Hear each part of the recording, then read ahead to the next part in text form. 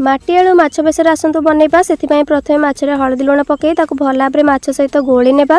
तापर कड़ाई रे तेल गरम करके माछ को भल भाव भाजी नेबा। माछ सब भाजी गला परे से तेल रे माटी आलू को मध्य भाजी नेबा।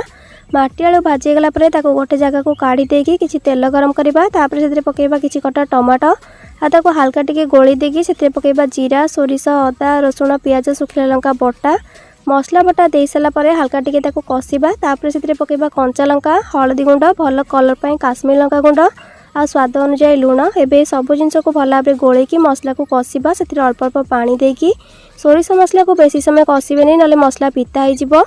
मसला कषि गला पर से माटी आलू पकईकी कषि नेबा। तापर से देदेबा ग्रेवी पानी पानी को दे सारा पर भल भाव फुटिया छाड़ा। झोल भल भाव फुटी आसला से भजा माछ को पकई तरकारी को होगा पर्यंत फुटेबा।